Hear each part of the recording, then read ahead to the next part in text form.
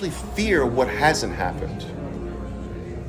And you don't fear as much what you've already gone through. So you want to drop fear by experiencing it. You need to experience all of it. How do you become a master? How do you become a master if you've never been brought to the breaking point? Multiple times. You can't master something that you haven't grappled with and fought with and almost been broken by.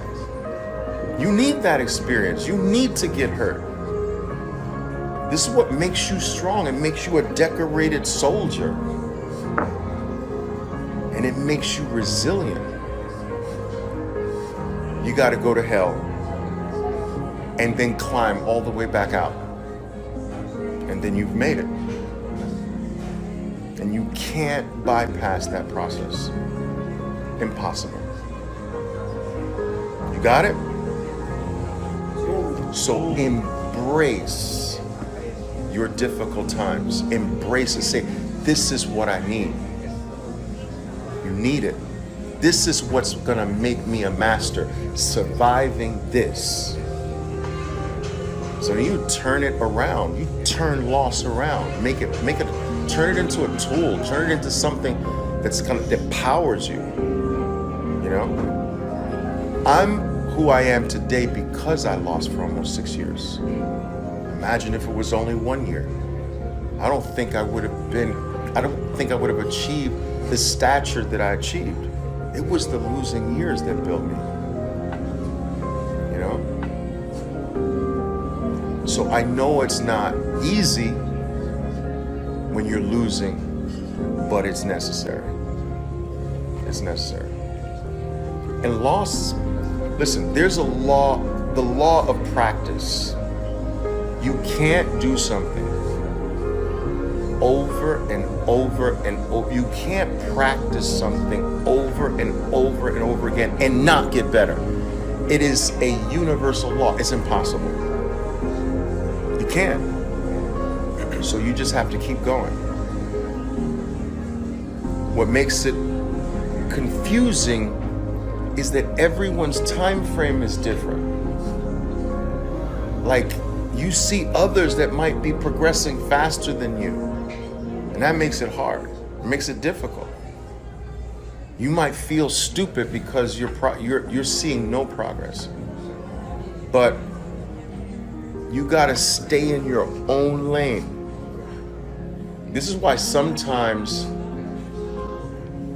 group work can be a negative, because it sometimes gets in the way of you staying in your own lane. You understand? So you gotta be careful with the groups. You can do it, but don't let it interfere with your journey.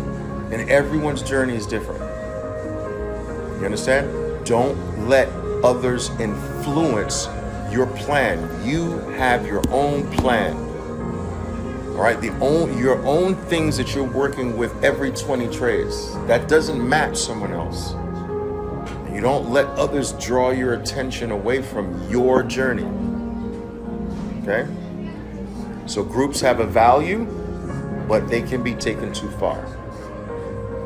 All right?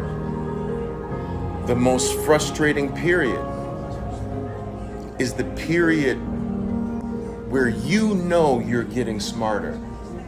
You know, I know I'm better. I know I'm smarter, but your account says, no, you're dumber, right? You're losing more money than you're losing more now that you're smarter than you did when you were dumber. How does that make sense? But that is a period where you get better, but your account gets worse. People don't understand that. I wish someone told me that's supposed to happen. That first you get better, but your results get worse. You're making progress. That's actually progress. I wish someone told me that. But that can't last forever. the smarter you get, the better you get. At one point, that account stops going down. It levels out. And then your skill starts to pull that account back into profitable territory. So you just have to keep going. You know how it's like you have a rope tied to your waist, and another end is tied to money, but it's a long rope. Now you start your journey, but the money doesn't follow you. You're progressing on your journey, but the money's still staying still.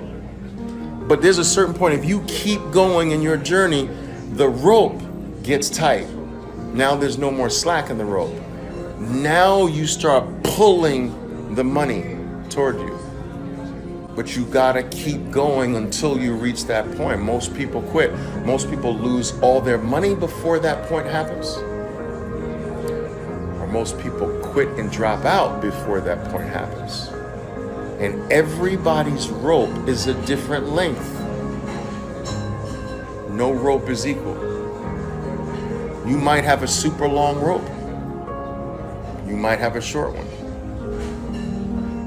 Do you follow what I'm saying, guys? If you can find a way to never stop, never, you will make it ultimately. And you shouldn't put a time frame on your progress. Don't do that.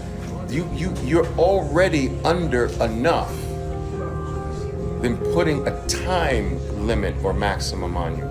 Worried about, man, but I've been doing it for 3 years. So what? So what? Try to make this something that one day you'll say, I've been doing this for 32 years. And decide that no matter what, I'm gonna do this. I love it. You told me you loved it. So if you love it, just do it forever. Even if it takes forever, so what? That was my attitude. I didn't care. So I love this. I don't want to do anything else in life. This is what I want to do. And so if I have to live on the floor of a friend's house to do it, I'll do that. That was my attitude.